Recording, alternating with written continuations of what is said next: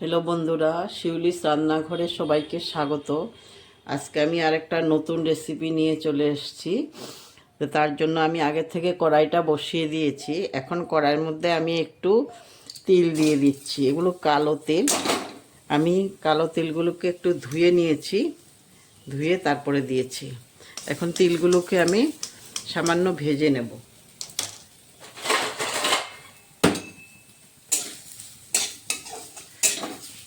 একটু টাইম লাগবে ভাজতে।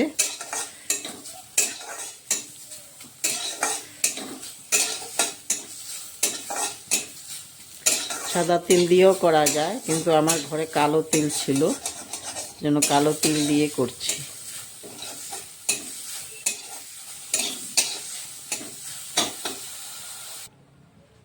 ভাজি হয়ে গেছে, আমি গ্যাস অফ করে দিয়েছি। এখন আমি নিয়ে নিতে পারবো বাটিতে। তিলটা কিন্তু বেশি ভাজা যাবে না, বেশি ভাজলে কিন্তু তিতো হয়ে যায়। এই জন্য তোমার বুঝে ভাজতে হবে। আমারটা দেখো পুরো ঠিক মতোই হয়েছে। এর থেকে বেশি ভাজলে কিন্তু খাওয়া যাবে না। আমি যেই রেসিপিটা আজকে করছি ওটার নাম, আমরা বলি এটাকে হাত অম্বল, মানে হাত দিয়েই করা হয়। কোনো খালি তিলটা ভাজার জন্য একটু উনুনে বসানো হয়েছে, আর কিচ্ছু লাগবে না, সব আমি হাত দিয়ে করব।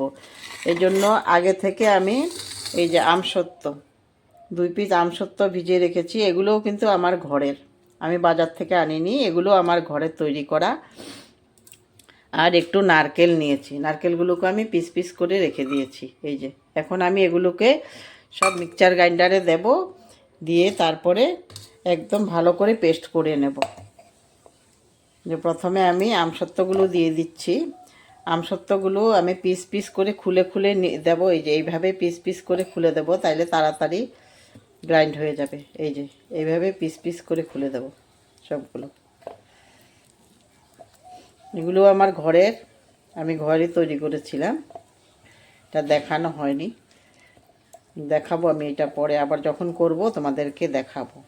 তো আমি কিভাবে আজকে এই অম্বলটা করছি তোমরা দেখো, তোমরা দেখে ঘরে করতে পারবে। খুব টেস্টি হয় এটা, বাচ্চারা খুব ভালোবাসে এটা। আর কি কি লাগছে সবগুলো আজকে দেখাবো তোমাদেরকে। আমি এটা সব পাট পাট করে খুলে দিচ্ছি। পাট পাট করে খুলে দিলে তাড়াতাড়ি গ্রাইন্ড হবে, এই জন্য খুলে দিচ্ছি সব। একটু জল দিয়ে দেব। প্রথমে আমি আমসত্ত্বটাকেই আগে গ্রাইন্ড করে নিই। একদম মিহি করে গ্রাইন্ড করতে হবে, না হলে ভালো হবে না।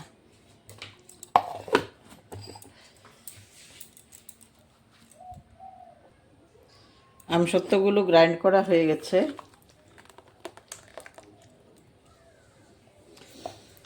এখন আমি প্রথমে নারকেলগুলো করব। এখন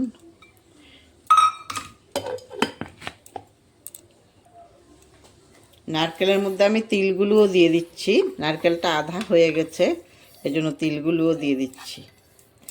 তিলগুলোও ভালো করে পেস্ট করে নিতে হবে।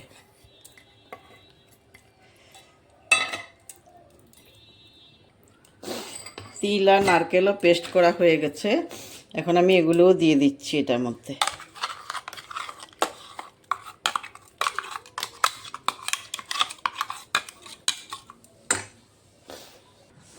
একটু গুড় দিতে হবে এখানে, তা আমি গুড়টা একটু গ্রেটার দিয়ে একটু গ্রেট করে নিচ্ছি, তাহলে মিহি হবে।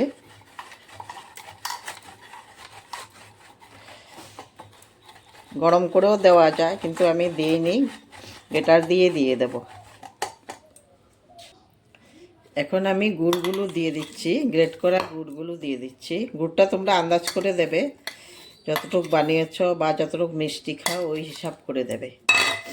আমি এখন এই গুড়টাকে ভালোভাবে মিশিয়ে দেব এটার সঙ্গে। একটু টাইম লাগবে মেশাতে। মেশানো হয়ে গেছে।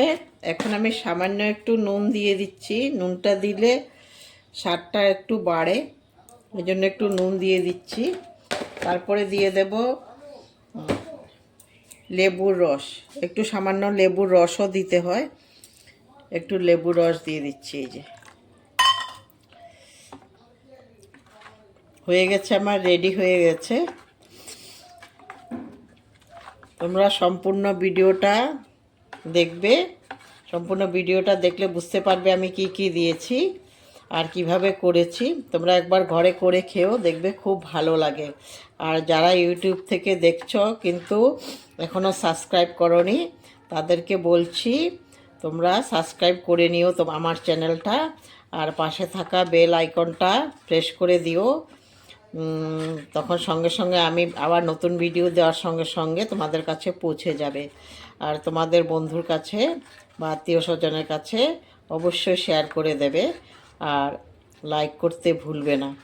আর যারা ফেসবুক থেকে দেখছো তারা আমার চ্যানেলটা ফলো করে রাখবে, আর একটা করে লাইক আর শেয়ার করবে অবশ্যই। ধন্যবাদ।